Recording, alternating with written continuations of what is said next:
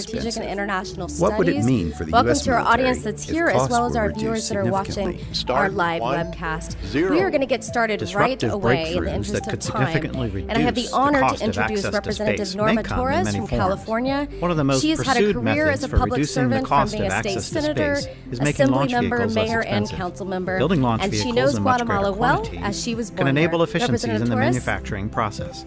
But quantity alone is unlikely to yield order of magnitude reductions in costs.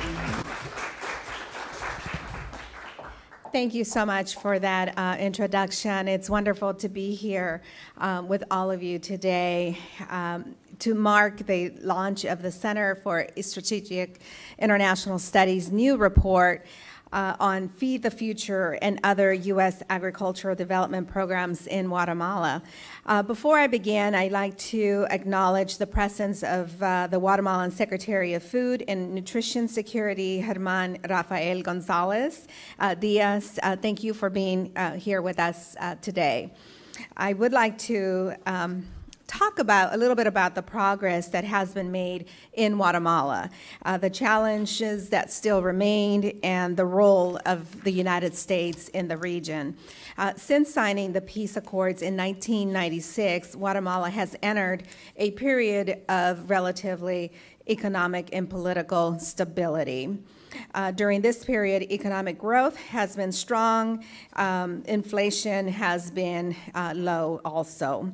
The government of Guatemala has also enjoyed some remarkable success in reducing violence as a result of smart community policing and a focus on building investigative capacity. Guatemala's homicide rate is now at a 10-year low, much lower than its neighbors in the region.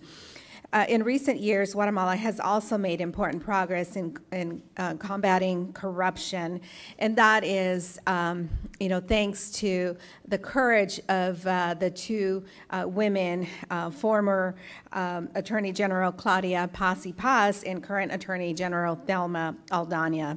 Yet there are still many challenges facing Guatemala. Despite the progress that has been made, corruption, it is still one of the biggest problems in Guatemala.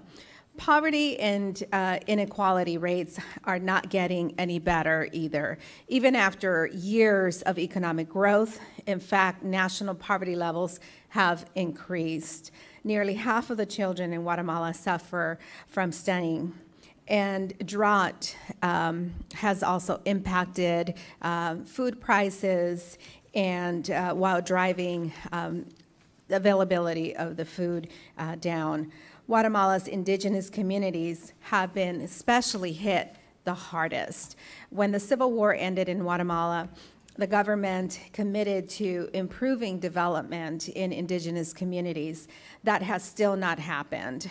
Basic services such as water, portable water, reliable roads, electricity are still lacking in rural parts of the country. So what still needs to be done? First of all, the Guatemalan government needs to improve its ability to collect taxes. Yet collecting more taxes will do very little if the funds are then stolen or mismanaged. Therefore, Guatemala must continue to fight against corruption and strengthen its institutions. Likewise, Guatemala's government needs to rethink how it is allocating its budget resources. Too little of Guatemala's government spending goes to health, education, and rural development, and that has to be a priority for them to change. The United States has a strong interest in seeing improved development in Guatemala. In 2014, after tens of thousands of children arrived at our southern border, southwest border, the United States encouraged the presidents of Honduras, El Salvador, and Guatemala to come together with a plan to improve conditions in order to reduce illegal migration. And with the help from Inter-American Development Bank, the governments presented the plan of the Alliance for Prosperity in the Northern Triangle, November of 2014. And the United States provided important support. In fiscal year 2016, the Congress appropriated $750 million for the U.S. strategy for engagement in Central America, primarily the Northern Triangle.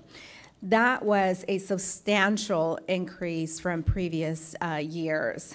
It was also a substantial shift in U.S. assistance policies. By increasing assistance and development and governance, not just for security, Congress recognized that if poverty and corruption remain widespread, it will be difficult to achieve sustained reductions of violence, thus compromising, our primary intent, and that's to reduce migration, specifically as it relates to minors fleeing their home country. Food security programs are a key component of development efforts in Central America, especially in Guatemala. Guatemala has been a Feed the Future country since the initiative first began. Feed the Future is one of the most forward-looking development initiatives to come out of the U.S. government in recent years. It recognizes that countries must design their own development plans. The answers cannot come from Washington, D.C. My colleagues and I are committed to working to ensure that Feed the Future retains integral to the U.S. development efforts for years to come. The CSIS report emphasizes that it is important to have a realistic expectation about development in Guatemala, and that is an important observation within the report. Yet, as the new administration takes shape here in Washington, it is important to stand behind our commitment to Guatemala. A secure and prosperous Guatemala really is possible, and the U.S. assistance can make a real difference, and we have seen that in recent years. In closing, I want to thank CSIS for this investigation and to congratulate Kimberly Flowers and Reed Hamill on an excellent and very important report. Thank you for coming today, all of you. I wish I could spend a lot more time, and I wish I could share some of the work that we are doing to continue the work and stay focused in a very bipartisan way in the region. But you have my commitment as a founding member of the Central America Caucus that we will stand with you and continue to support the work, the very important work that you have done in the region. Thank you once again, and thank you so much for inviting me here today.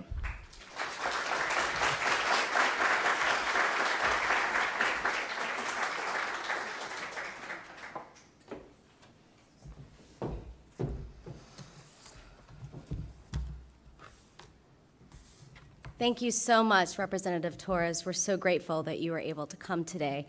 So today we are launching our third and final report in our Feed the Future Country Case Study series that we called Tracking Promises. Each of these reports profiled Feed the Future strategies and investments in the largest country portfolios by region. The first one focused on Tanzania, the second on Bangladesh. If you're dying to have the whole set, we left a few of our extras of the Tanzania and Bangladesh reports in the back on your way out. Feel free to grab as many as you need. I want to take a moment first just to credit and applaud Reed Hamill. Reed's in the front there. I'm going to ask her to wave. She wrote this report, which when you pick it up, you will see it's almost like a book. Tackling such a large project is not easy, and I really hope that her thoughtful and critical analysis helps spark some new discussions on how we can best approach food security and nutrition in a country that is really an important neighbor to the United States. So thank you, Reed. Let's take a moment and give her some applause.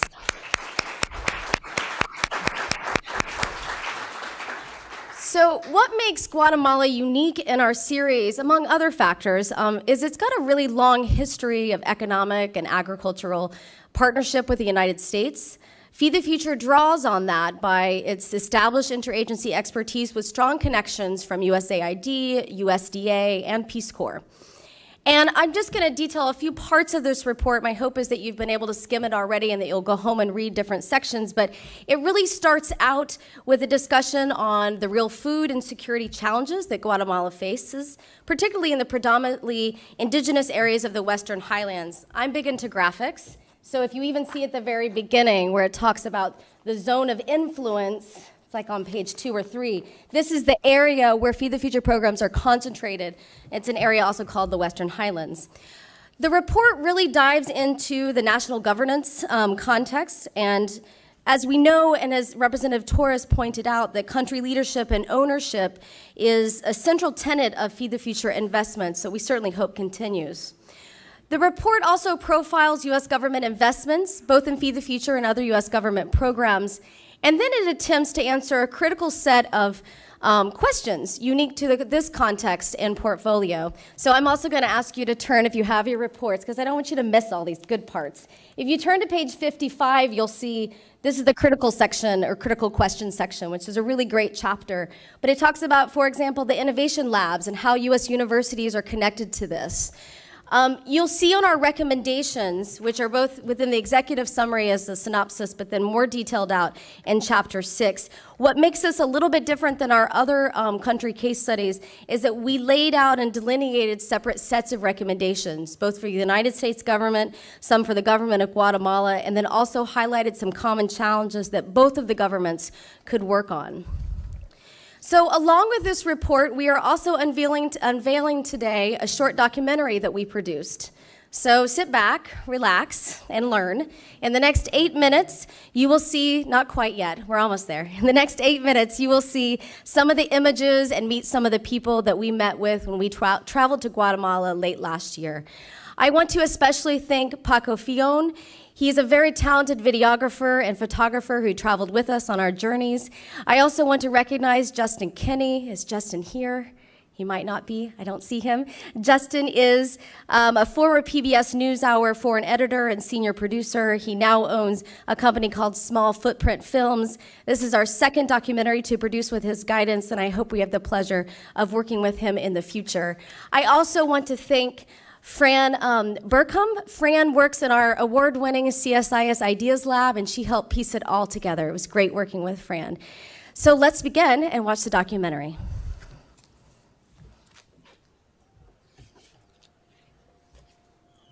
After emerging from more than 3 decades of civil war in the 90s, Guatemala is a nation still struggling across many fronts. Despite steady economic growth and middle-income country status, it has some of the most alarming food insecurity in the Western Hemisphere. Its youngest citizens are hit the hardest. It's stunting rates alone of its children, so that means the children are not getting the right kind of nutrition that they need on a daily basis to reach the level of height that they should be for their age, is some of the most alarming in the world. Also alarming is the country's income inequality. The top fifth of the population controls roughly 60% of Guatemala's wealth, while the bottom fifth owns just 3%. Most of the poor are rural and indigenous families who depend on agriculture to survive. Guatemala's exposure to recurrent natural hazards and climate change is the highest in the region. The forced resignation and arrest of President Otto Perez Molina. President Otto Perez Molina is accused of taking part in a multi-million-dollar bribery operation. All this indicates the seriousness of the political crisis. The country's government, which has long been plagued by corruption, has failed to meet the most basic needs of its citizens. Its very low tax base has led to inadequate public spending on social and health services and on infrastructure to support the economy. In rural areas, there are only 3 healthcare workers for every 10,000 people. Another significant problem for residents in those communities has been the lack of local support to improve crop yields and income. There's no permanent agriculture extension service in Guatemala. So that means with every election cycle, they spend the first year within the Ministry of Agriculture looking for and recruiting ag extension agents that may or may not have the skill set needed for the job. Then they spend the second year training them to ensure that they do have the skill set. So the third year, they are actually starting to reach out to rural populations and giving them the education and the skill sets that they need so they can grow better crops. And the fourth year, those ag extension agents, which are political appointees, are oftentimes campaigning in the next election cycle. That lost time teaching better agriculture practices has had a compounding negative impact on the most vulnerable of Guatemala's population.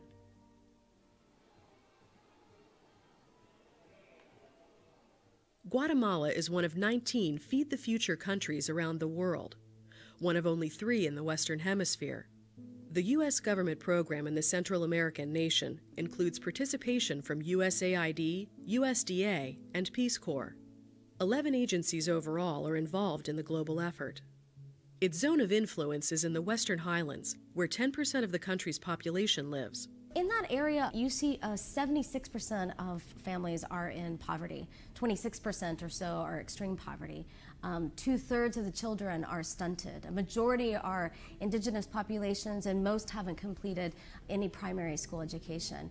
With an annual budget of $12 to $18 million, the initiative aims to reduce poverty by 15% and stunting by 12% in the Western Highlands. It's a pretty ambitious program overall, trying to address some incredibly serious development challenges. USAID has a long history of working on food security in Guatemala, but predominantly through direct food aid. The strategy of Feed the Future, which started in 2010, places an emphasis on agricultural production activities to address the root causes of hunger, poverty, and malnutrition. More than a dozen programs receive funding from the initiative, including the Rural Value Chains Project, which aims to increase employment, incomes, and nutrition. Another program, NutriSalud, improves the nutritional status of women and children in more than 2,000 communities.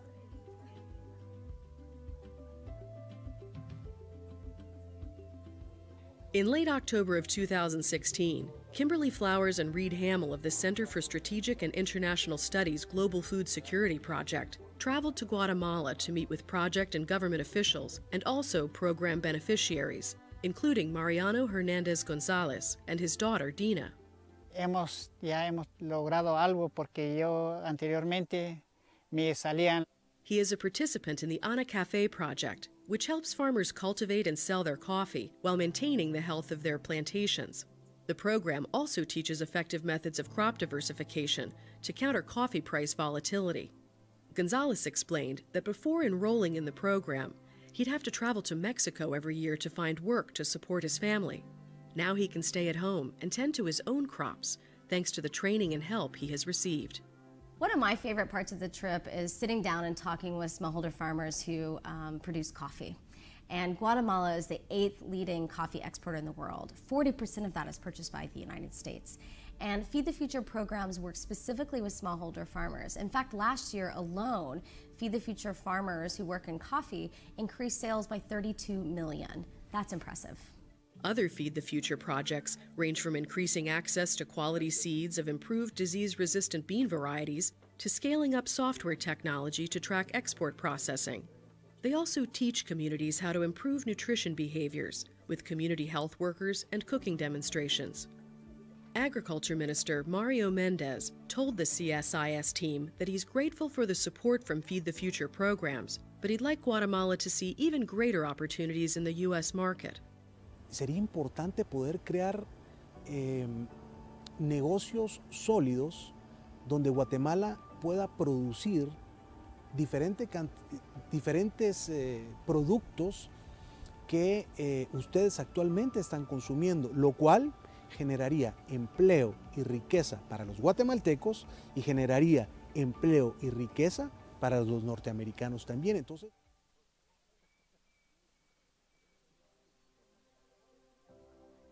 after 7 years of implementation, policymakers are taking stock of Feed the Future and its accomplishments and challenges.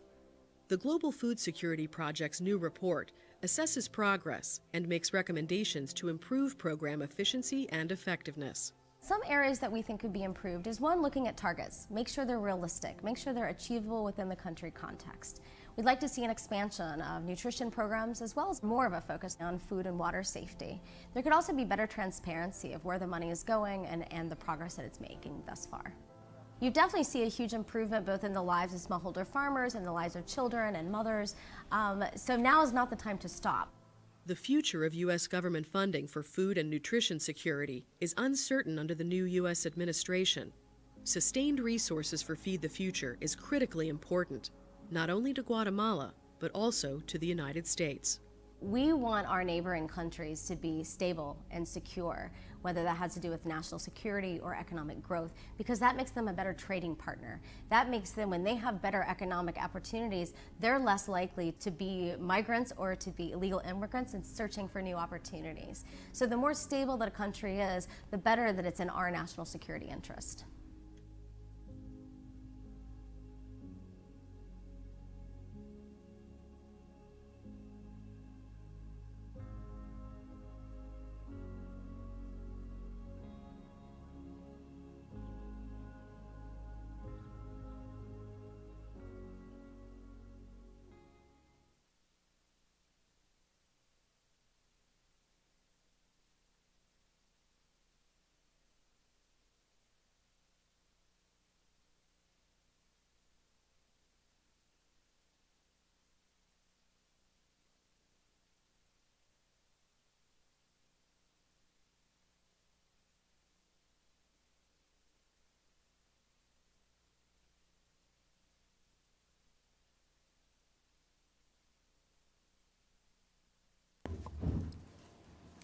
We have a really exceptional panel to join us today of experts and government representative. I'm especially thankful for those who traveled from Guatemala to join us. And they're here to share their thoughts and expertise with us today, but know that tomorrow morning we'll be up on the Hill briefing congressional staffers to help them continue to be informed as Congress stays engaged in this issue.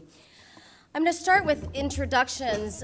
We are very honored to have Secretary of the Secretariat of Food and Nutrition Security, Germán Rafael González Díaz, and he coordinates in his role with government agencies in Guatemala and other partners to eradicate undernutrition in Guatemala and works on Guatemala's Zero Hunger Plan. He has a degree in food security and poverty and a master's degree in environmental economics and natural resources. We also have with us Janet Lawson. Janet is from the U.S. Agency for International Development. She's currently in the Economic Growth, Education, and Environment Bureau, or E3, but she spent her years as the agriculture team leader in 2012 to 2016 in Guatemala. We also have Dr. Patricia O'Connor, and Patricia has been the director of the USAID-funded Community Nutrition and Health Project in Guatemala for the last 3 years, but she's really spent her entire career, decades actually, in Latin America and other places, working both for USAID, for the United Nations, and for a variety of implementing partners, including Save the Children. And last but far from least, we have Luis Ramirez. Luis has also a very diverse background. When I was trying to write his intro, it was very hard because he's covered so much in his career. He's a researcher who's looked at the socioeconomic factors, of course, around maize production, sustainable intensification, particularly in Guatemala, but his work has spanned Asia and Africa and a variety of spectrums across the development industry. So we're very grateful to have you all here today to have a discussion. And we will start, of course, with Secretary González. Secretary, help us understand the country context.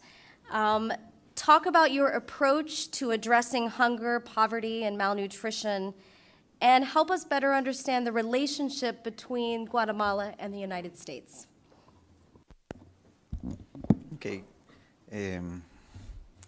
I have to apologize, but because I have to speak in Spanish, but here my traductor is going to be efficient in that. Okay. Guatemala tiene un reto importante de disminuir el 46% de la desnutrición crónica en niños menores de 5 años. The main challenge for Guatemala is reducing chronic malnutrition in, please repeat the percentage? 46%. In 46% in children below 5 years of age. En ese sentido, el país ha disminuido durante los últimos 20 años 15% de esa desnutrición. Pero el dato más importante es que hemos disminuido desnutrición aguda en 82% durante los últimos 20 años. Y esto se dio por una sola razón. This has diminished during the last years. The biggest accomplishment is that 82% has been reduced during the 20 last years for one specific reason. Trabajar de manera sistemática e integrada lo que tenemos que hacer en seguridad alimentaria y nutricional. Guatemala tiene un sistema de seguridad alimentaria y nutricional en donde participa el sector público, el sector privado y los organismos de cooperación. We have been able to do it by working in a cooperated fashion involving the public organizations, private organizations, and cooperative organizations as well. Y los beneficios que Feed the Future ha traído a Guatemala se dan en ese marco, el marco de trabajo conjunto entre el gobierno de Estados Unidos y el gobierno de Guatemala. What Feed the Future has brought is precisely this framework, bringing all of these results and accomplishments to the Guatemalan people. Por supuesto, esto genera sostenibilidad, en primer lugar, fomenta sinergia para tener metas comunes para el desarrollo rural, tal y como lo decía mi colega, el ministro de Agricultura de Guatemala. It brings synergy, just as our colleague from Guatemala was explaining, and it helps in the transparency of the process as well. Hemos estado trabajando en manera conjunta para varios temas. La ventana de los 1000 días, el fomento de la integración de las mujeres al trabajo dentro y fuera de la agricultura y también en el manejo de ingresos. We have been working in different ways, supporting what is called the window of the 1,000 days, both at the national and the local level, integrating the training of women in jobs that are beyond agriculture so that they can get some income, and making communities more resilient. También la resiliencia de las comunidades a efectos vulnerables a desastres, crisis e inseguridad alimentaria, la respuesta al problema de la roya del café. Ustedes vieron mucho trabajo con agricultores y con cafetaleros, pequeños cafetaleros, y también en la innovación en las tecnologías y prácticas para apoyar a los agricultores en el altiplano del país. The resilience of these vulnerable communities to both natural hazards and climate change, as well as food insecurity. Also, the response to the disease that attacks coffee, which is called roya, and the innovation of technologies and proven practices to help the small farmers in the plateau or the highlands in the country. Este trabajo, y para terminar de englobar esta primera participación, nos ha llevado a poder reducir el 27% de la extrema pobreza de manera conjunta, el 6% de la desnutrición crónica, datos del año 2015, para el objetivo del 2017 es disminuir 5% de pobreza extrema y 59% de desnutrición crónica. extreme poverty has been reduced in 27%, and chronic malnutrition in 6%. This data is from the years 2013 to 2015. For 2017, the goal is reducing poverty, extreme poverty, to 5% and chronic malnutrition in 59.3%.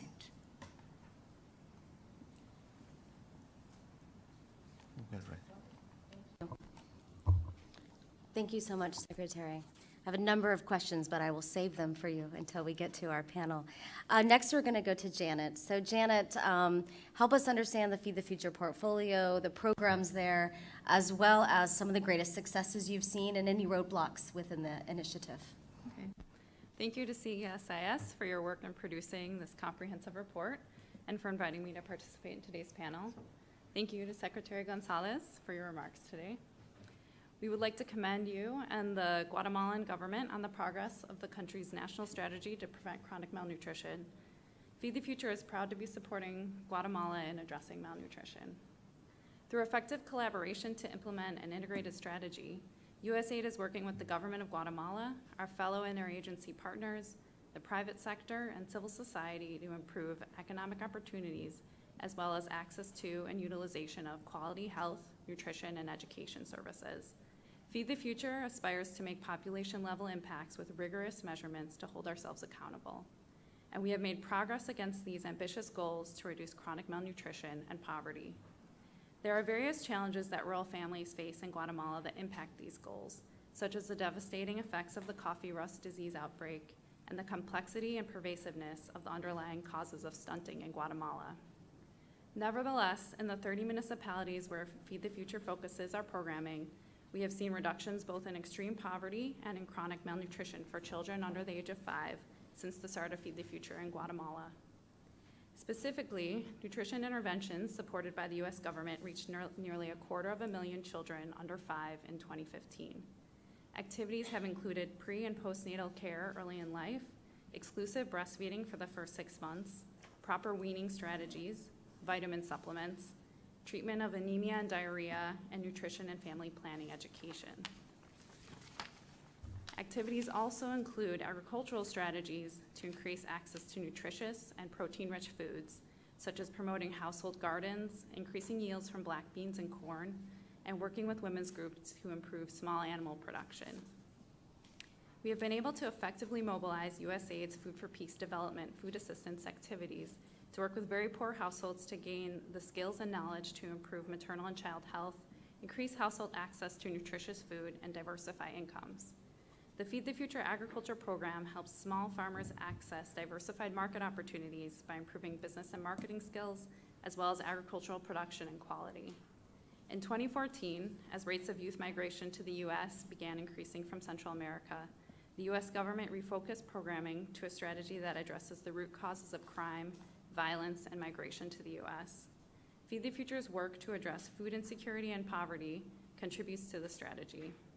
Recently, we've been working to strengthen the focus on economic opportunities for youth within our work, as a lack of economic opportunities is one of the primary causes of youth migration in Guatemala. Learning from the past 5 years of implementation, USAID Guatemala has also expanded its focus on non-agricultural jobs as a pathway to reduce poverty in rural areas, complementing Feed the Future agriculture investments. Through projects such as the Rural Value Chains Project and Partnering for Innovation's AgriHoven project, we have strengthened the capacity of cooperatives to access new markets and supported youth to build savings and loan groups.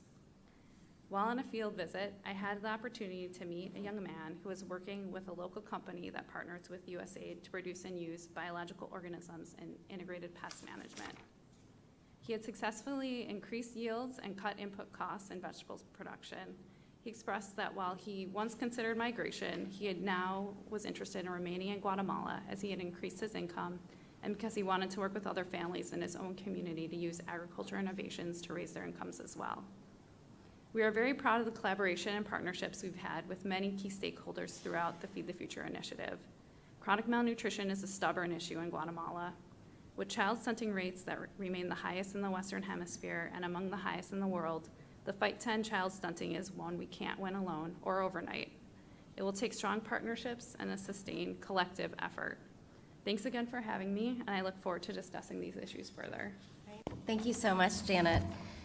We're just going to pop all around. Normally we go straight down the line, but we want to, as Luis says, keep you on your toes. So we're going to go next to Patricia.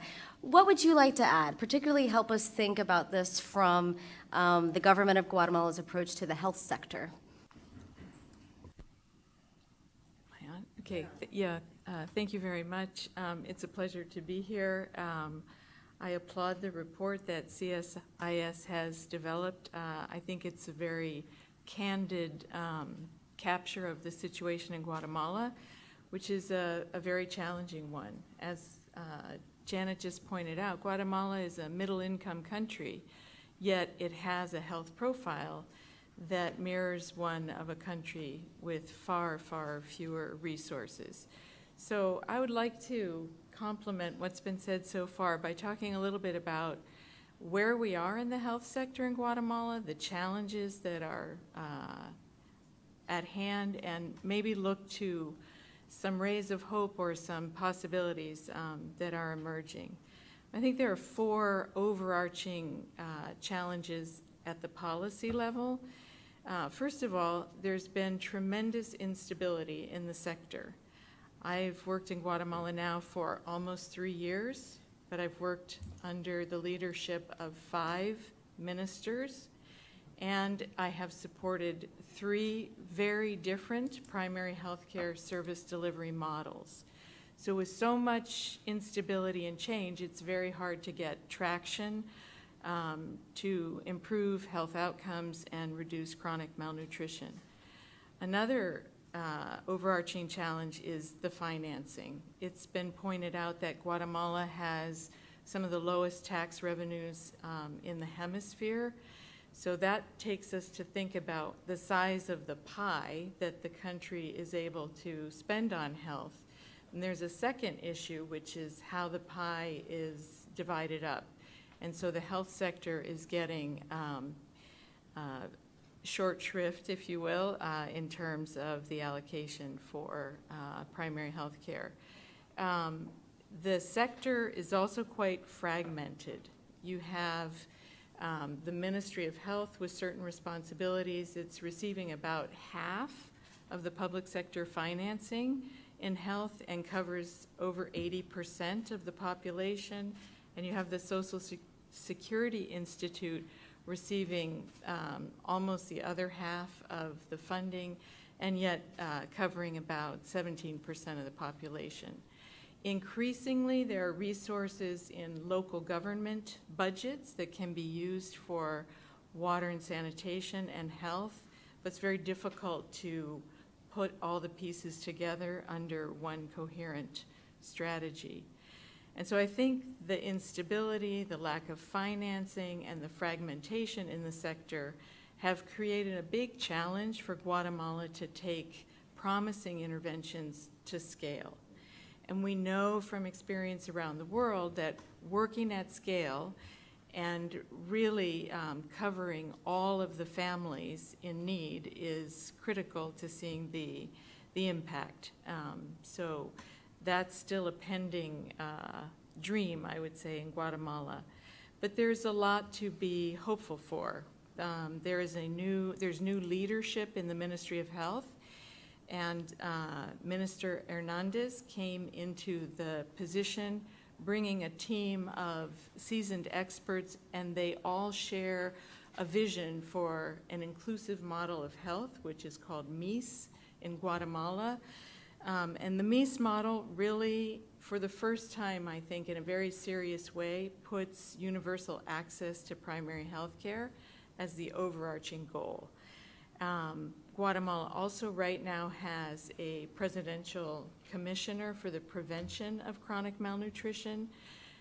So that he has been able to integrate the efforts of all of the line ministries that participate or contribute to reducing chronic malnutrition, as well as civil society groups. They've all participated in generating a new national strategy for preventing chronic malnutrition, and the Secretariat for Food Security and Nutrition is the operational arm. And Sesan, the Secretariat, has tentacles all the way out to the community level in Guatemala. So Sesan works through the national community and rural development structure. So I think there is now a good possibility for this leadership to emerge and carry the country forward. And I think one of the pending questions, if you will, is the 1,000-day window of opportunity. It's clearly the heart of the new national strategy, but it has not yet been embraced by the Ministry of Health. So I think there's some internal dialogue and work to be done in that regard. At the operational level, there are challenges that really need to be addressed. Human resources is one. Of course, it's linked back to the financing, but in the rural areas of Guatemala, we have only 3 health workers per 10,000 population, compared to urban areas where it can be 8 or 10 times that. So it reflects the inequity that we see in many ways in Guatemala. There's also a dearth of infrastructure. Guatemala, 2.5 years ago, shut down one model of primary health care that had been implemented by local NGOs who had more physical presence in the communities. But when that model closed, the country lost 80% of the primary health care service delivery points, and they have yet to recover. So there's really a very, very weak platform on which to push services out to rural communities. Guatemala is fighting hard to root out corruption in the public sector.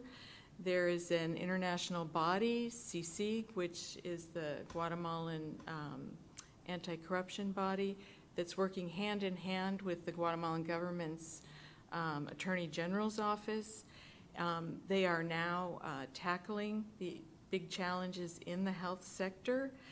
So I think that some of the challenges that have existed in the supply chain and in financing essential commodities could start to see some light at the end of the tunnel. And the other big challenge that the sector faces is data and information. There really is not timely and accurate data available to decision makers and policy makers. So I think the international community is well positioned to help with that. Again, I think there are very concrete rays of hope in this regard, because we have a strong focus on corruption. We have a strong focus on improving data to inform decisions, and we have committed leadership in the Ministry of Health. And the new minister is really advocating hard for civil service contracting of employees, which has been a huge limitation. As Kimberly pointed out in the video, a lot of times people are hired on these temporary contracts, and so the turnover is enormous, and it requires reinvesting in training people. So if we can get that challenge solved, that would be huge. And I'll just wrap up by talking a little bit about local participation, because we know that health outcomes are a shared responsibility. Families and mothers and community leaders need to work together with the formal health sector if we really expect to see reductions in stunting and improvement in health outcomes. And I think here Guatemala has generated some very promising tools that are showing a lot of uptake. And so I think there's an emerging platform for linking the family and the community to their local government and onto the health sector. And I think a challenge here is to really work more intentionally with adolescent girls and young women. First pregnancies in Guatemala occur at a very young age, and we see very high rates of low birth weight.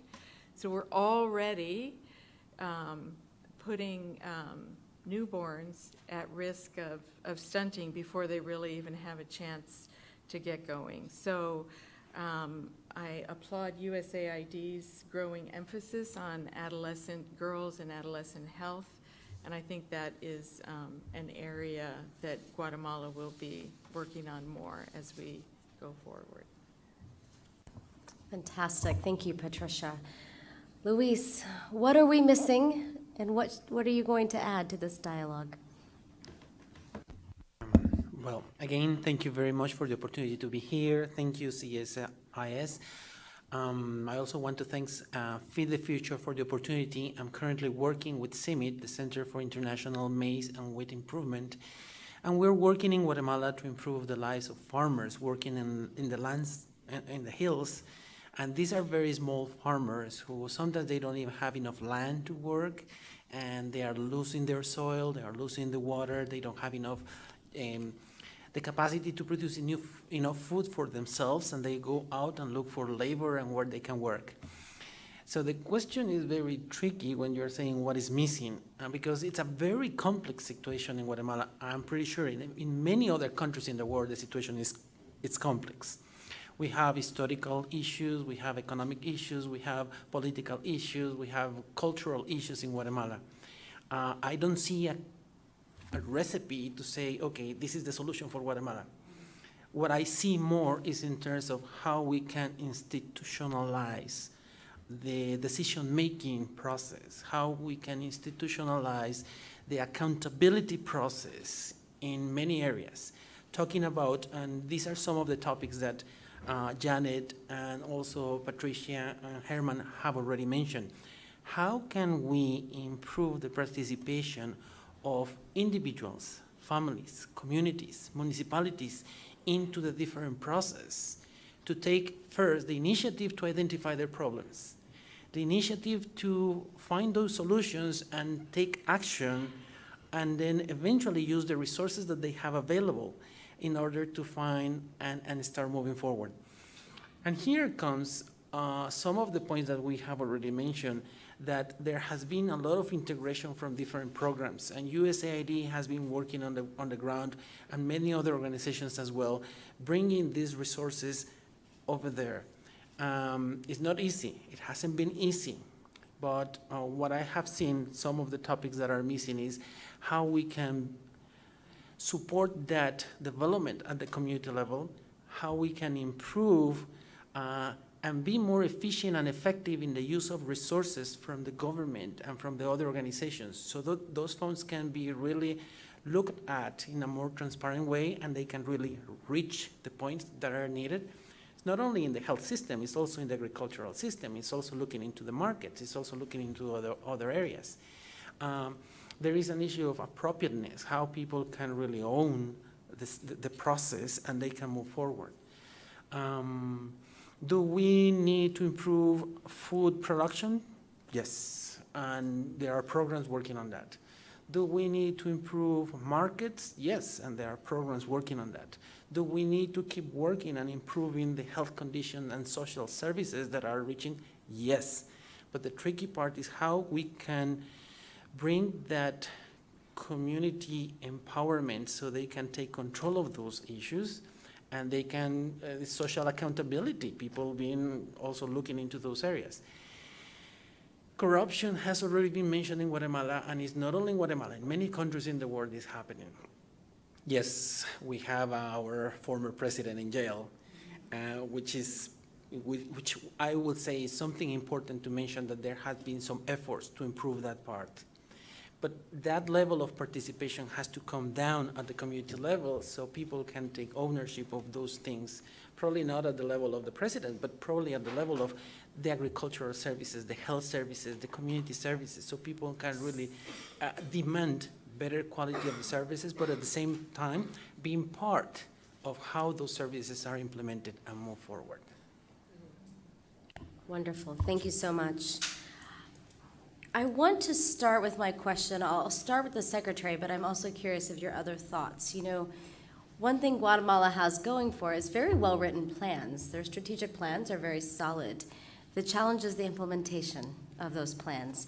And, you know, Patricia, as well as others, have pointed out the instability, you know, due to political turnover, the lack of financing, you know, the tax base keeps coming up over and over, and the fragmentation in the health sector, I'm sure, can probably spill over into challenges and other challenges of the agriculture sector. So starting with the Secretary, what are your biggest hurdles to implement the work that you know needs to be done? We've talked, you're very thoughtful, you're a very good strategic leader, so why can't we just make it all happen?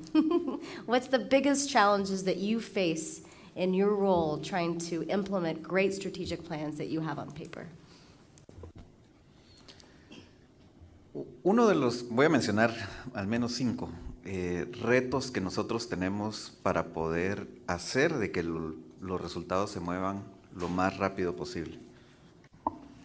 I will mention at least 5 challenges that are making more difficult to reach the outcomes we wish. El primero es actuar con transparencia en todos los niveles, no solo en el nivel nacional, sino en el nivel local. Hablar con la gente, trabajar con la gente y tratar la manera de que la gente sea lo más receptiva a los programas que se deben de hacer. The first one is talking to people, transparency, reaching them, talking with them, being able to get them involved as much as they can so that they can participate and, I'm sorry. Sorry, it was a problem with the sound here. So again, reaching people and involving them as much as we can in all of these projects. El segundo tema es tener realmente socios y compromiso de esos socios hacia el trabajo que se debe de hacer. El trabajo que hacemos con las agencias de cooperación de Estados Unidos es un trabajo en realidad de socios y de compromiso hacia llevar las intervenciones a donde deben de realizarse. Ese trabajo se debe de hacer con todos los sectores. El sistema de seguridad alimentaria y nutricional en Guatemala no solo es el sector de gobierno o el sector de los gobiernos amigos que nos ayudan, sino que es el sistema de todas las instituciones y que todos debemos de actuar de manera asociada y con el compromiso para poder llevar la mayor cantidad de intervenciones a los hogares y sobre todo a esos niños que necesitan crecer bien y no tener desnutrición. We need to have partners. We have partners for some projects, but in the case of food and nutrition security, we need partners at all levels. We need the collaboration so that all of this is brought to the level of the houses where the children are, going through all the instances from the local to the national with the help of the different partners. El tercero de ellos pareciera muy fácil decirlo, pero es la prioridad geográfica. Tenemos que focalizar en los lugares en donde más desnutrición crónica hay. Guatemala tiene 22 departamentos, su división administrativa. De esos 22, 7 de ellos explican el 60% de la desnutrición en el país. Y en esos 7 departamentos debiéramos de hacer las intervenciones para reducir la desnutrición. Por ejemplo, con USAID estamos trabajando en 5 de ellos, haciendo clara la priorización geográfica para tener resultados en el corto plazo y lo más rápido posible. The next challenge is geographical location. We have about 22 departments or regions. 7 of them equal 60% of the greatest malnutrition. we have already some intervention from USAID, and we are reaching about 5. El último de ellos es, voy a unir dos, sostenibilidad y aumentar la capacidad del sector público del país. Ese es otro de los grandes retos que nos tienen que permitir trabajar en los próximos años. Como decía Patricia antes, el Ministerio de Salud necesita mucha capacidad para poder implementar las acciones para reducir desnutrición. Y eso significa mover de 1,000 puestos de salud que tenemos actualmente en todo el país a más de 5,000 puestos que debieran de existir en el país. Esos 5,000 puestos, por supuesto, no se pueden construir de un día para otro, pero debemos de trabajar en hacer y aumentar que la capacidad del sector público tenga mayor efectividad y sobre todo tenga un acercamiento con la población lo más pronto posible. The next challenge is sustainability and increasing the capacity of the public sector. We have currently about 1,000 jobs that help in healthcare, and we need to increase it to about 5,000. That is the challenge in itself, because it's all the resources that need to be placed or put in motion to create those job posts. Thank you, Secretary. To the other panelists, any comments or reaction to his remarks or other thoughts on, again, challenges to implementation? We mentioned already many, but anything else that you want to add on that point?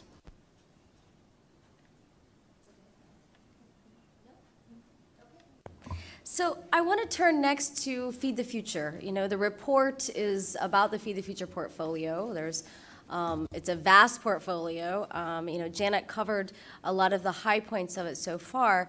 But Janet, you know, over the last 7 years, what do you see if someone asks you as sort of the best lessons learned in Guatemala in terms of is there anything that maybe will shift the strategy moving forward, or what have you learned in terms of in that implementation that we didn't know before Feed the Future? So when we started to design our Feed the Future strategy, we were looking at some of the results from Food for Peace. And we saw, as we've seen in Guatemala, that chronic malnutrition rates, it's been difficult to reduce them. But what we saw was that when we had an integrated strategy that was doing multiple different interventions in one area at the same time, that it helped to reduce chronic malnutrition. There's been increasing incomes in Guatemala, but we really designed our strategy to have a greater impact by looking not only at agriculture interventions, also the health interventions, including education, looking at local governance, and having the Food for Peace, food assistance angles to it. So I think having that integrated strategy that is looking at the problem from multiple different levels and different issues has really helped to create results and impact on the ground. Yeah.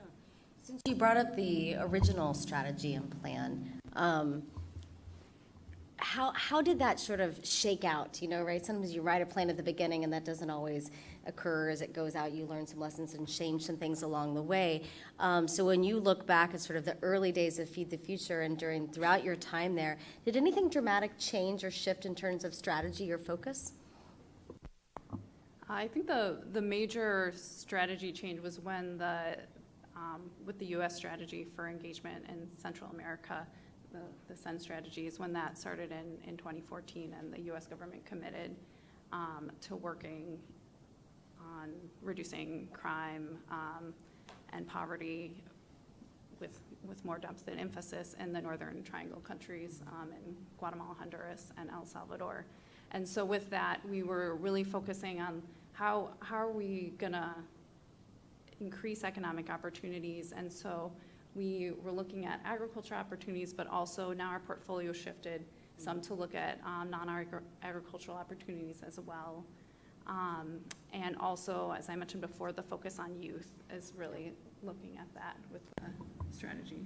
When you talk about non-farm, we saw at least some like weaving and, is that the right word, weaving? Yeah, for textiles, right?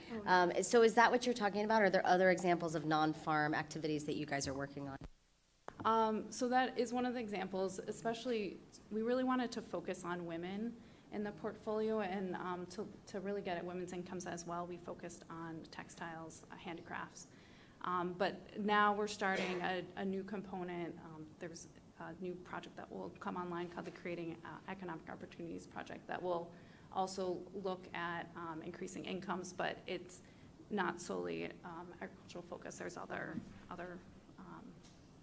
areas in which it'll work as well. To you, Patricia, you know, as it's such good timing. We didn't plan this, of course, that her project just ended. You know, so it's always that opportunity as you close out a project to sort of look back. And so as you look back at NutriSalud, you know, tell us a little bit more about the project itself, maybe some of its greatest accomplishments, but also what you would advise to USAID Guatemala as they look forward to see how they might shape some things differently from some of the lessons that you've learned.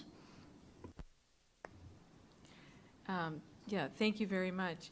The project had 3 overarching objectives. We worked on promoting the 1,000-day window of opportunity, the essential nutrition actions.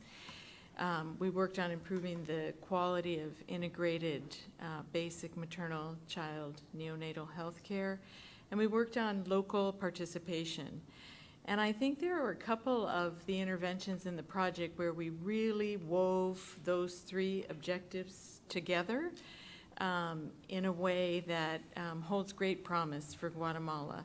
And one of them is a tool that we created. It's called the Wheel, and it's literally it's a poster that supports household behavior change, and it's a wheel that links very concretely to the 1,000-day window of opportunity. So we have specific known behaviors that, if adopted by the household, will help ensure a healthy pregnancy, which is critical. We have another set of behaviors which, if there's uptake in the family, will ensure good child care through the 2nd birthday. And then there's another set of behaviors related to, we call them everyday practices. So it has to do with hand washing, using and cleaning a latrine, separating animals. So they're more the nutrition sensitive interventions.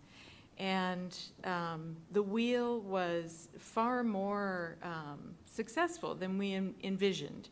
We knew theoretically this would be a great tool, because you can go into a household, you can talk to the family about the behaviors and negotiate with the family for them to try 1 or 2 behaviors. And progressively, as the 1,000 days roll on, the family can try and adopt new behaviors. But the real surprise for us was the enthusiasm that local health workers had for using the tool. And I used to say,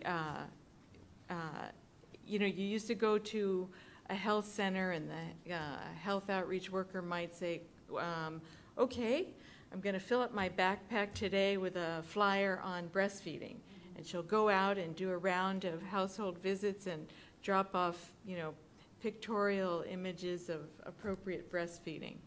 2 weeks later, she's going to go back and she's got a similar flyer on early child feeding, et cetera.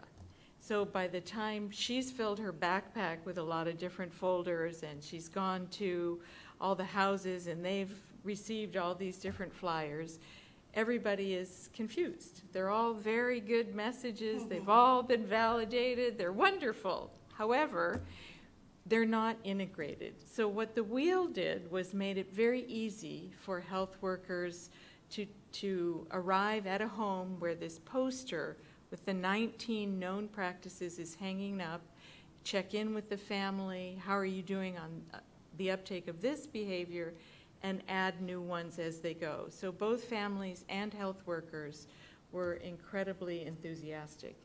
In just 18 months in the project, we surpassed our goal and saw 55,000 new participants in the wheel. So I think that's a lesson or a tool and a very promising strategy for the Ministry of Health. And I'll just close that example by saying toward the end of the project, we also came up with a set of complementary tools to really engage community leaders. Chronic malnutrition is invisible in Guatemala. People don't see it. We can sit here today and be horrified at the rates of chronic malnutrition in Guatemala. But when you go to a village and 73% of the children are chronically malnourished, it's the norm, it's what's expected. So we needed to think of creative ways to make chronic malnutrition visible and to create enough momentum and motivation among local leaders to really work on it. And so making sure community leaders understood the practices in the wheel and giving them their own tools to monitor and follow up and dialogue with families. And so again, I think that's another it holds great promise at the local level in Guatemala. So to the extent that community leaders and families understand the issue, they truly rally. And we saw beautiful examples of community leaders getting involved. For example, in one high community in the Cuchumatan Mountains in Huehuetenango, which is above the tree line, so there's no forest there, and the community had no latrines.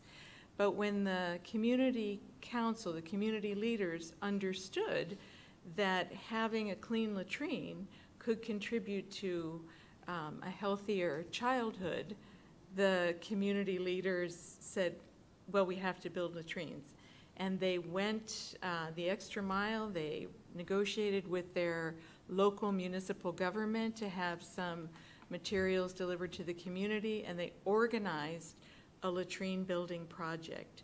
So that's just one small example, but I think we really do need to make sure we get these linkages right between the family, their community, so we have a good enabling environment and linking back to the health sector. Thank you. Luis, a similar question for you, on the project that you worked on, Buena Milpa, tell us about some of the successes you had there. But I'm also curious, this is sort of a double whammy question, because I want to hear lessons learned and things that you've seen with the Feed the Future investments in your projects or others. But I'm also curious of how you see that's tied to climate change. How is any of this work, we know that Guatemala is, whether it's drought or other issues, is seeing the effects of climate change. How does that connect to what you see in agriculture? Okay, well, it's actually a very good question. And the project is actually working with very poor farmers and I mentioned that before, in the hills. And some of the major problems that the farmers they have over there is that they are losing their soil, and the water is basically just washing out all the nutrients of the soil, and they have very little production. So some of the things that the project is working at this moment is how we can improve sustainability, which is basically water and soil, but at the same time, how we can improve productivity in those conditions. So we have been working with farmers, and the project in this way is very interesting because it works with local partners, but local partners that are working at a second level, meaning that the partners that we're working, they are funding and working with farmers associations. So we work through these local partners to do this transfer of technologies on how farmers can improve sustainability, but at the same time, they can improve the productivity of their plots. And this is basically something that we're working is agriculture of conservation. And that's one very strong element that we're doing. So some of the examples and best practices that we have been looking and we saw We went to a farmer, and the farmer was just excited because he was already implementing some soil and water conservation, things that everybody who has worked in agriculture will say, well, that makes a lot of sense. Yes, but that has not been, hasn't reached yet some of the farmers. Doing some counter planting the trees and planting some of those agriculture, but also doing the green manure, using the materials that they have available in order to improve the fertility of their soil, reducing the amount of tillage that they do in those areas, doing crop rotation. So what we are doing and working with some of the farmers, and they started looking at first, some of the things that they were using less fertilizers and they were getting more yields out of their farmers just because they are improving soil fertility. And at the same time, the erosion is being reduced, so they can improve also that part. The other element, and this is some of the things that you're talking about climate change, again, it's soil and water conservation. And some of the problems that we have in Guatemala in those areas is that people, they depend basically on corn, and the project is around corn production. But through the year, you have corn, you have beans, you have squashes, you have many other things, and that's the milpa system. And some of the major problems that we have is that traditional corn varieties in Guatemala are very tall, extremely tall, at 5 meters high. And when you have winds or things, they fall. And that's a big problem. So some of the activities that we're working with farmers, and they got the idea immediately, was how we can teach farmers to select those varieties that they have high yield, but at the same time, they are lower. They are not that high, so they are not affected by wind. So again, we're coming here to the point, working together with farmers in terms of how they can identify their problems. Some of the problems is that the corn falls, and how they can, through selecting the best varieties that can help them to produce corns that are lower, and they can sustain the winds on that part. So after 2 or 3 years of working with them, farmers are already identifying and they already have those things. But the interesting thing in here is that we started working in some communities with this, and farmers from other areas, they say, hey, we want also to learn about how to do that. So farmers are teaching to other farmers how to do that process and work on that. So again, it's spreading and working on how to improve their soils and how to improve their corns and their milpas, because that's the other element that we're introducing, is how we can diversify their crops.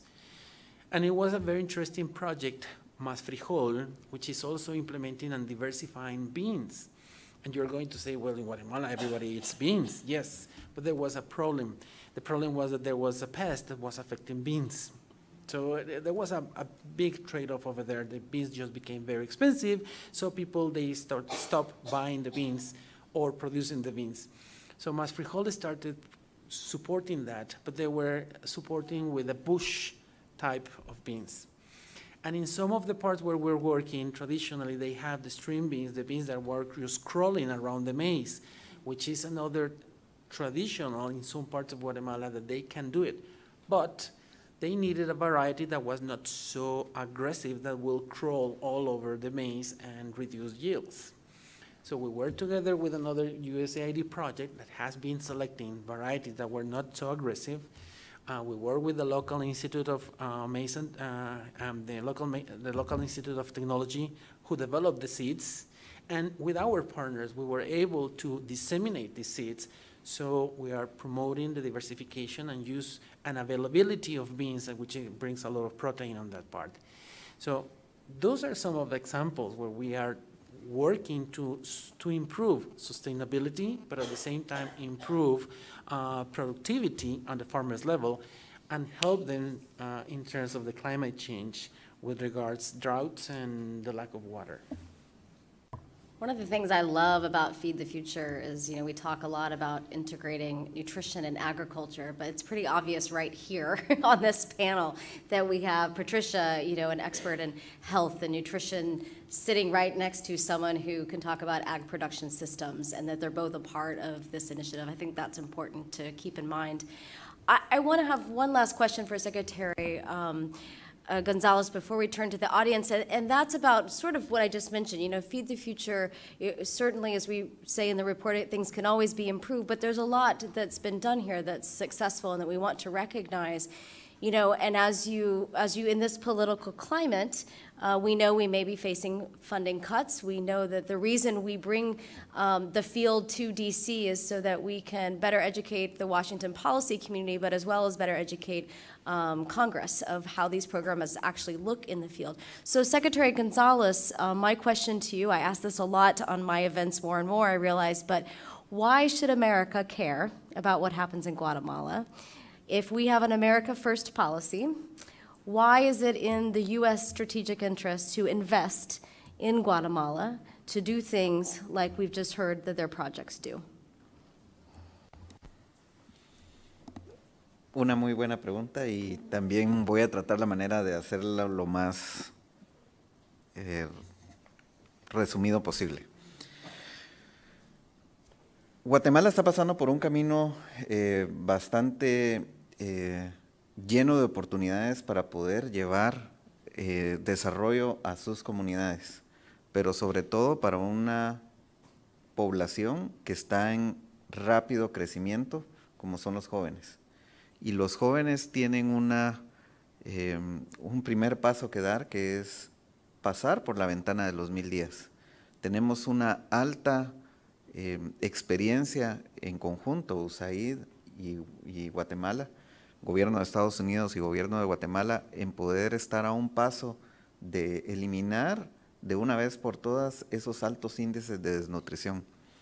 Y necesitamos terminar de hacer ese trabajo, ampliando la cobertura, como decía Patricia, hacer escala. Excuse me. Excuse me. I was going to say, she's got a lot to translate over there. I was thinking in Spanish. Thank you.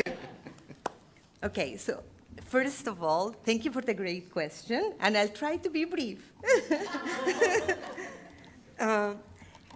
Basically, Guatemala has plenty of opportunities for developing communities, and especially targeting one population, the youth. They are really key for this 1,000-day window, which we have been working in collaboration with USAID, and it would allow us to really eliminate the greatest indexes of malnutrition. Necesitamos también fortalecer esos grados de comunicación entre toda la sociedad.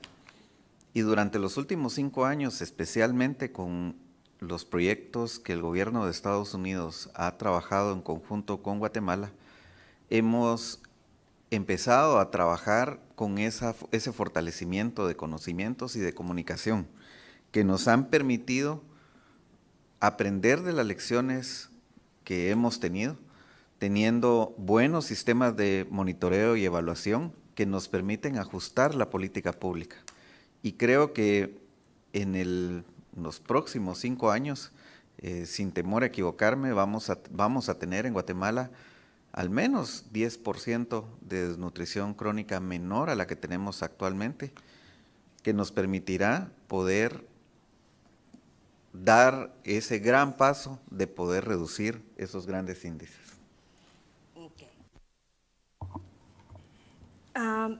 Our next goal would be strengthening communication and coordinating with the NGOs that are carrying out USAID projects. This communication I refer to in terms of the political institutions. We already have a good channel of communication, but we need to improve it. And that would allow us to eventually bring 10% of chronic malnutrition to at least lower it down at a 10%. That would be our goal for the next years. Y por último, priorizar la ejecución de intervenciones costo efectivas, donde agricultura, salud, educación tengan esas intervenciones de manera sostenida dentro de las instituciones de Guatemala.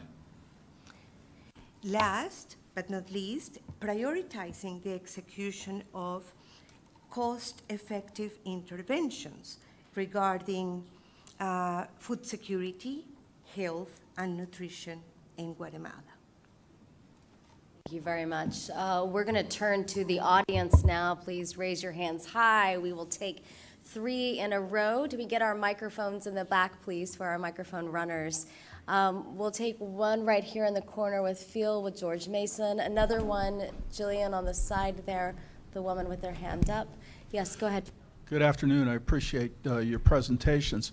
I'm a faculty member at the Global Food Security Project at George Mason University, and I've spent some time in Guatemala in 2010 and 2012 looking at U.S. government food aid programs and Feed the Future initiative. And one of the biggest elements of Feed the Future has been the country-owned approach. And the basis for the country-owned approach has been historically the U.S. has provided food aid and food security between governments.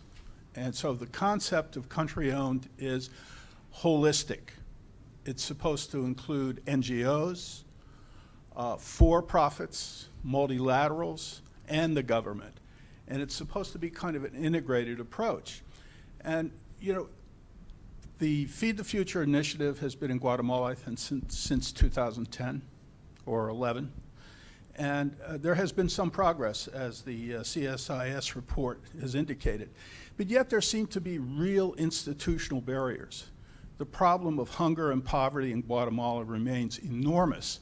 And the question I have is, where do you develop political will that is adequate to implement this country-owned approach in an effective manner? Thank you. Excellent question. Go ahead.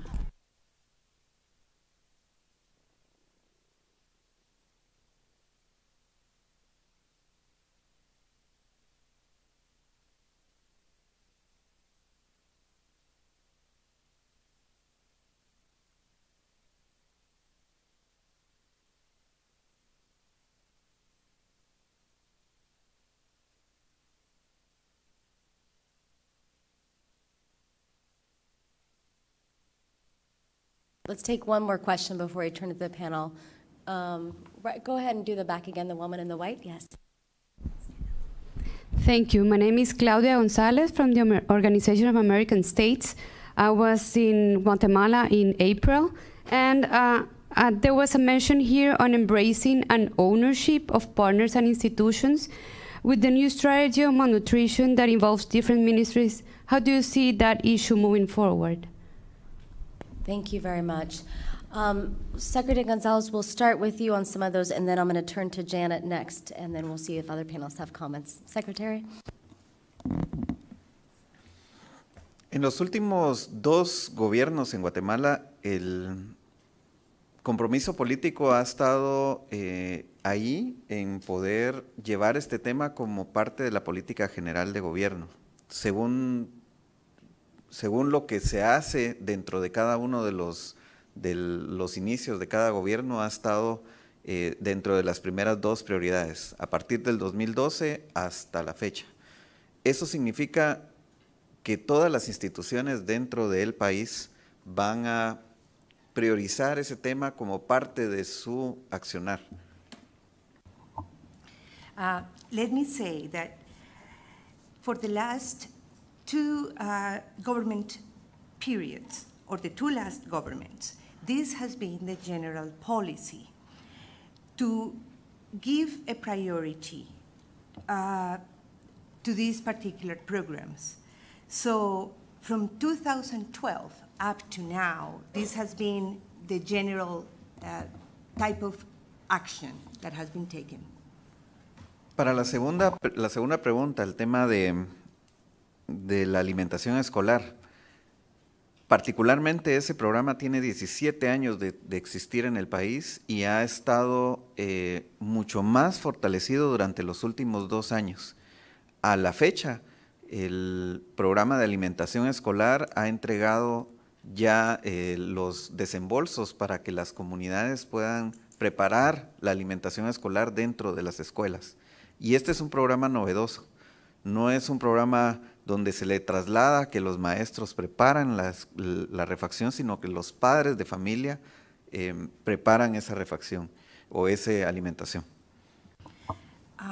Regarding feeding students in schools, it has existed during the last 17 years, but it got stronger during the last 2, when allocations have been given directly to the schools, and it is not, the schools are not going to be in charge of the feeding, but the parents are going to do the cooking and are going to be involved directly. Y por último, la estrategia de prevención de desnutrición crónica está trabajando en formar a esos equipos que van a hacer las intervenciones a gran escala. El último reporte que tengo es que 1.200 trabajadores del sector agrícola, salud y educación y Sesan están trabajando activamente en la activación de estas intervenciones para reducir desnutrición y están yendo directamente a 82 municipios del país para poder llevar a cabo las intervenciones a un solo hogar y cada hogar poder recibir la mayor cantidad de intervenciones. And regarding the last question, preventing chronic malnutrition, teams have been created, and we have about 1,200 people working involving even Sesan, where 82 municipalities are being targeted. We are going directly to the homes and helping each home with their particular needs. Let's turn to Janet first, and then we'll go down the line. Janet, especially the question around how do we develop political will? So when we started to develop the Feed the Future strategy, and we were working with the government and their commitment, they had the Zero Hunger Pact. So when we were developing the strategy, we looked at the geographical area where the government was implementing the Zero Hunger Pact, and we chose a subset of 30 municipalities where the pact was being implemented for USAID to focus on in that area. And we're continuing to work with the government as the lead as they're implementing the national strategy to prevent chronic malnutrition as well. We've worked with the government to strengthen their ability to collect data. We worked with the National Institute for National Statistics Institute to work on improving the collection of food security data to have that available for decision making. We've worked with Sesan to improve the capacity to do monitoring and evaluation of the Zero Hunger Pact and the national strategy to prevent chronic malnutrition. And then regarding the school feeding question, USDA does have with a program, the McGovern-Dole Food for Education program, which is working on school feeding at the moment as well. Anything you want to add? Again, these are the kind of situations when I probably am shooting myself on the foot. And many people have heard that before that I start talking about that. The political, and I like very much your question when you say how we can develop the political will, because it's a little bit tricky. There are people definitely working in government institutions and local organizations and communities that they see the problems, but sometimes they don't have the capacity to move the machinery. And this is probably one of the things when I was just speaking that we need leadership, a clear leadership that can bring the process up and moving forward. The previous government had a huge opportunity when they launched the system of zero malnutrition. It was something that can really have everybody to looking into that part and looking forward. I mean, children. Who doesn't really want to have children playing around and being happy and growing? Politically, it makes a lot of sense.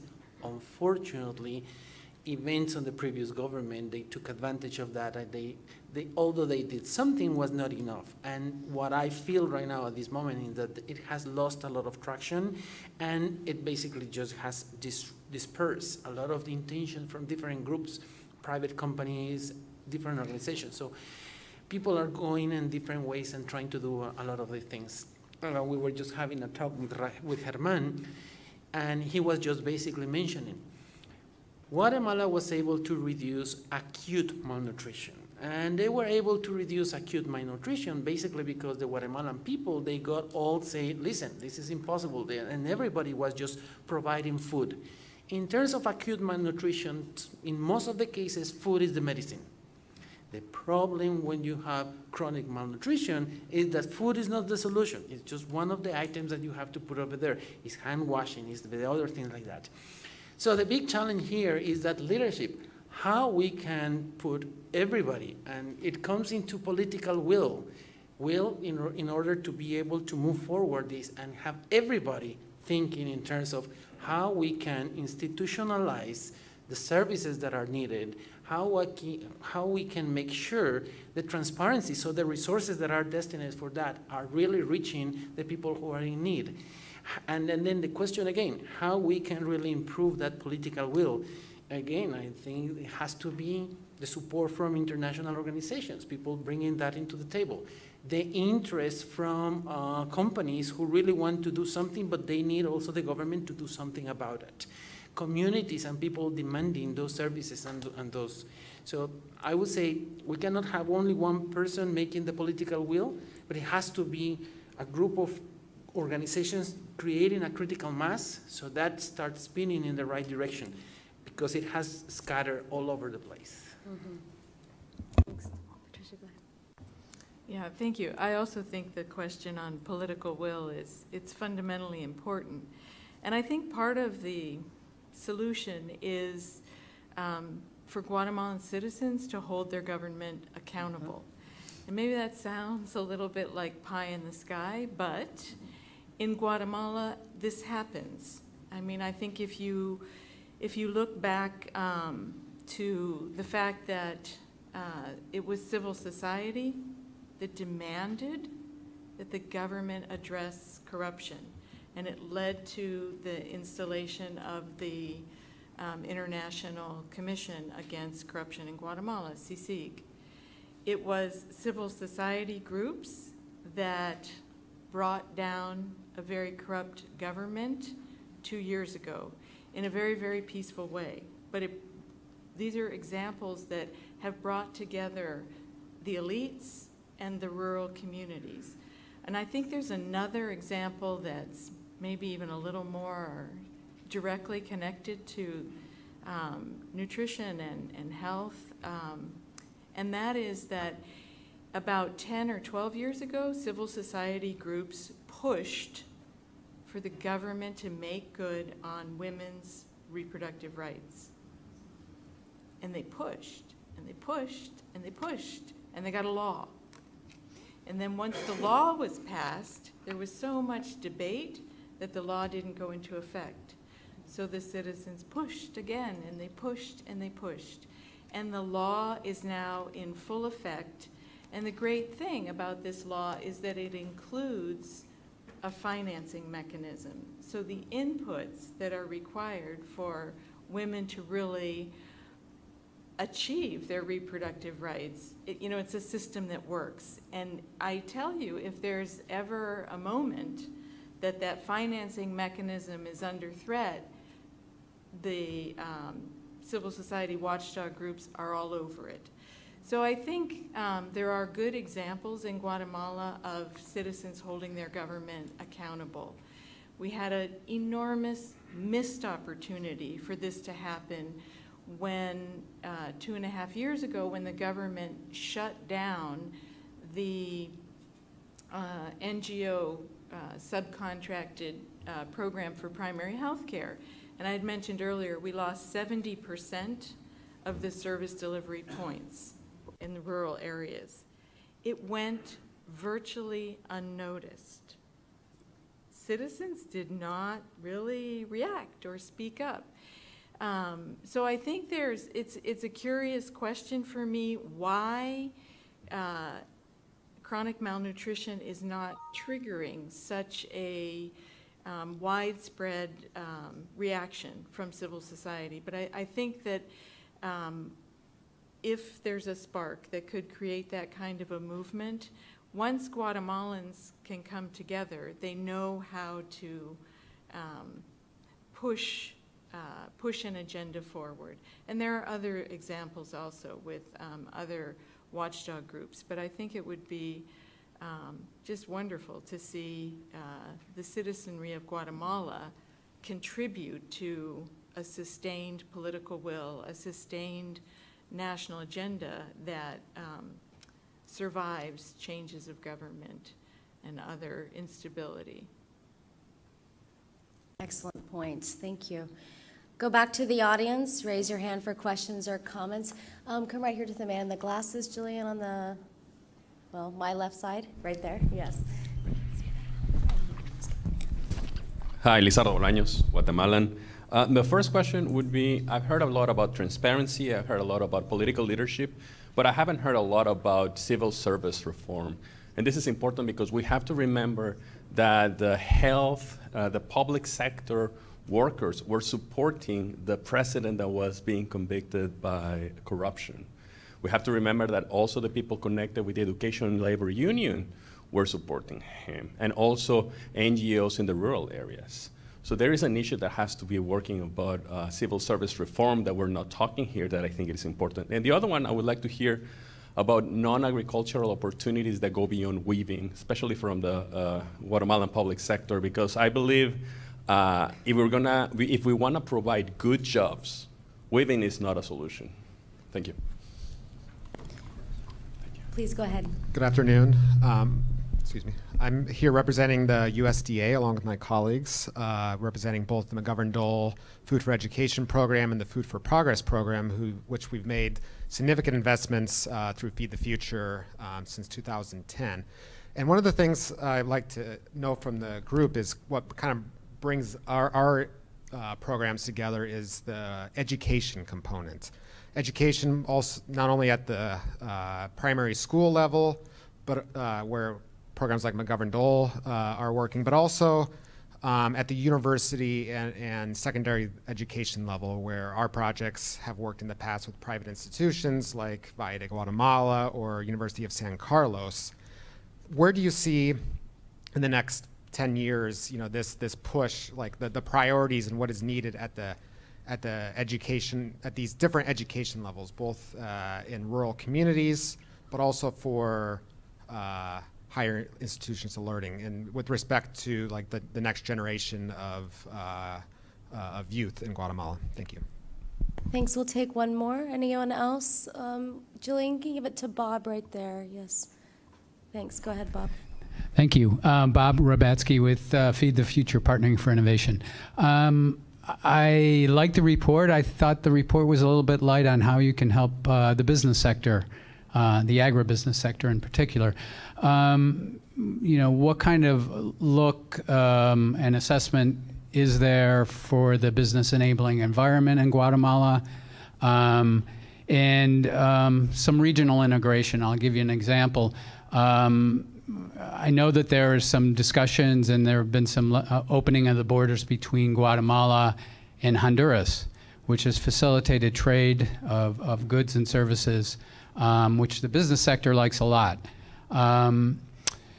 In the report, you show that there's about $3.5 billion of ag exports to the United States. Well, there's a similar amount of exports to the region.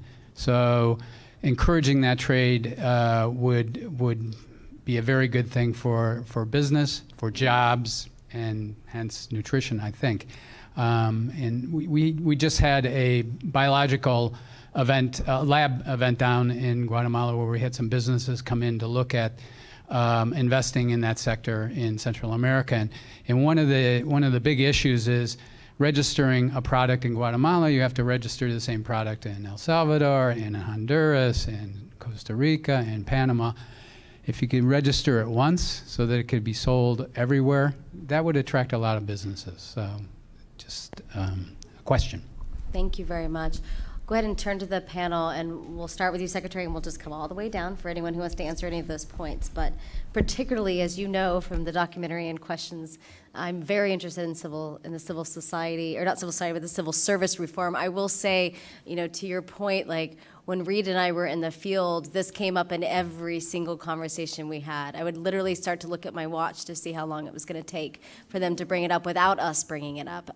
So it's clearly a huge issue. Of course, we were talking about more for ag extension agents, but it carries across the way of how those continual, the political change and how that affects the civil service is a huge detriment to getting basic services out. Secretary.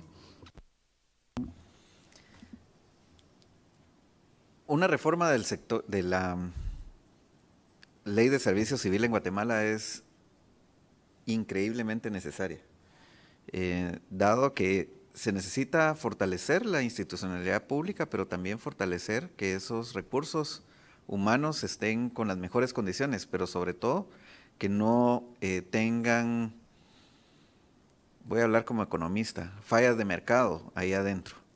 Y eso requiere una reforma bastante compleja de la ley de servicio civil.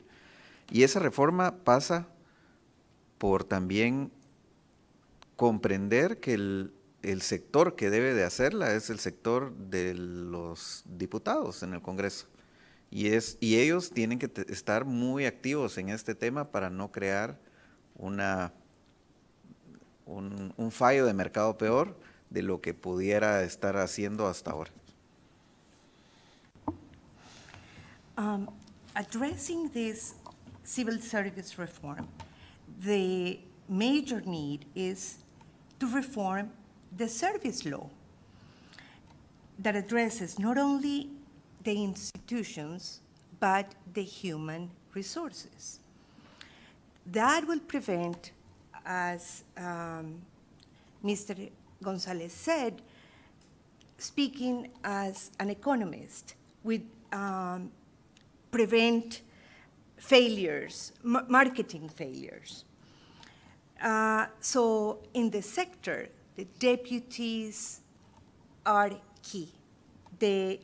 Those Congress participants have to be addressed in this policy reform.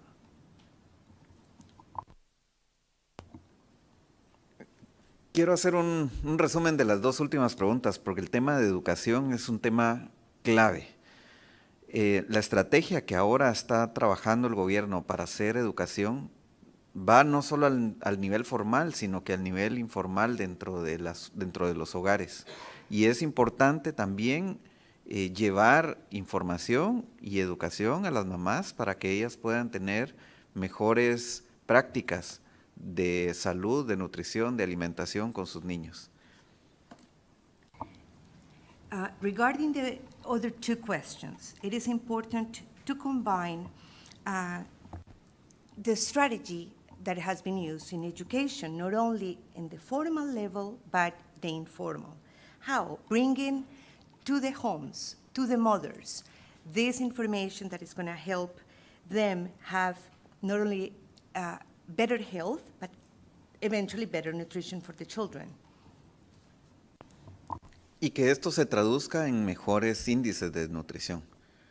Guatemala tiene ahora la tasa más alta de doble carga de malnutrición, obesidad y desnutrición en el mismo hogar. Y tenemos que trabajar muy fuertemente con las mamás. Guatemala tiene el 50% de las mujeres en edad fértil con sobrepeso y obesidad. Y en el 20% de los hogares hay un niño desnutrido, con esa doble carga. Y tenemos que trabajar mucho en educación, muy fuerte en educación. So it is an imperative to work in education. We have like a double burden. Burden, thank you. Exactly. And one is Moms, 50% of our mothers can be both obese or malnourished. And in 20% of houses, we have that, obesity and malnourishment, so therefore the double burden. It is an imperative to tackle both at the same time. Y muy rápido, el último tema, el sector agroempresarial. Tenemos que trabajar muy fuertemente también, y eso lo estamos haciendo dentro del sistema de integración centroamericano, para tener los mismos estándares. El Salvador y Guatemala han trabajado muy fuertemente en los últimos 20 años, y ahora Honduras está trabajando en este último periodo. Y estoy seguro que el gobierno de Estados Unidos nos ha estado apoyando mucho con ese tema de poder estandarizarnos para trabajar con los mismos códigos, las mismas leyes y las mismas formas de poder comercializar nuestros productos, porque nuestro mayor consumidor de productos de exportación no es Estados Unidos, somos nosotros mismos en la región centroamericana. The last topic, how to deal with these standards. Actually, El Salvador and Guatemala have been working together for the last 20 years. They have been trying to create a common set of standards, codes, and laws so that the commercialization of the products is standardized, therefore. Why? Because it is not only, these products are not only coming to the US, but they are basically distributed and consumed by us in Central America itself. We are having the help of the US, but in the last period, Honduras has been also contributing to this process. Is there anything you want to add? I guess I can't add too much to the Secretary's solution. It is clear we need a stronger civil service law in Guatemala. I think also in terms of training health workers and agriculture extension workers, it's probably also worth a look at those pre-service curricula. In Guatemala, an auxiliary nurse, who is the backbone of the primary health care system, has 3 years of high school education and maybe 10 months of professional training. And that is the point of contact for the lion's share of the rural population.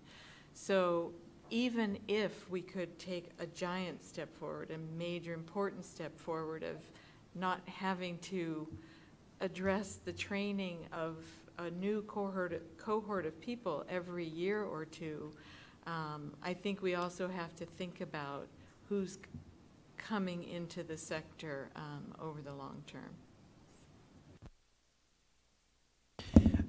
I totally agree with Germán when he basically mentioned that, yes, it's imperative, it's necessary to have that reform. Personally, I believe it has to start from the Congress, and it has to start all over the place, because the issue is that the government, that machinery, I'm not going to see its oil, is clogged, totally clogged with all that oil, so it's not really functioning, because you have all these different networks within networks within networks, and friends that recommend people here and there and there, and say they just, it's basically a political game, so they move over there. So it's definitely very important to have that. Otherwise, how is the government going to be able to deliver the social services that they need to bring school, health, education, agricultural support to the farmers if that system is not really functioning over there? And it has to start from the Congress as well. Changing the topic about USDA and the educational programs, I think that's still important. I probably will ask you to be a little bit more ambitious. It's not only school feeding, it has to be an integrated package. How you can only provide school feeding, but also improve the quality of the conditions, hand washing, water, but also teaching methodologies. It's not that difficult. it can go very well if you go in partnership with some other experts, some other organizations. So you bring the partnerships over there. And the partnership can be the government, parents, definitely parents over there, and other organizations. So you provide, and these programs can really be the linkage for developing at the community level. And finally, in terms of the business and agribusiness, that's another sector that is very important in Guatemala. It's layers where my project is basically working with the poorest of the poor that they don't have an excess amount of food. But there is the next level, which they have some excess capacity and they can produce more. And there is another one.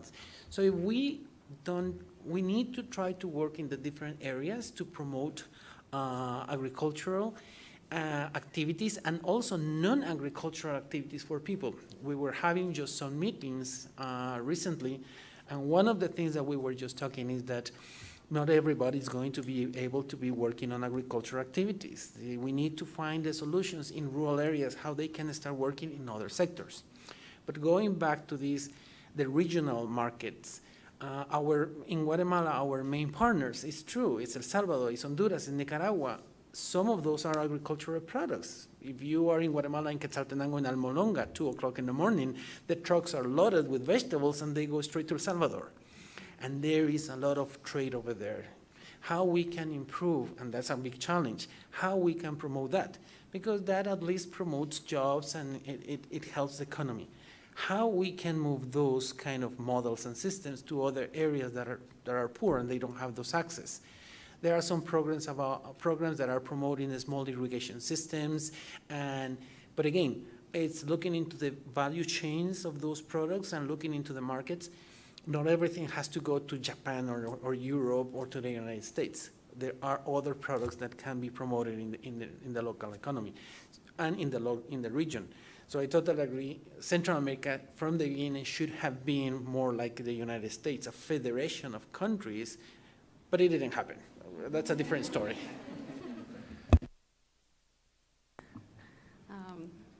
Yeah, civil service reform is definitely important, as Secretary Gonzalez touched on.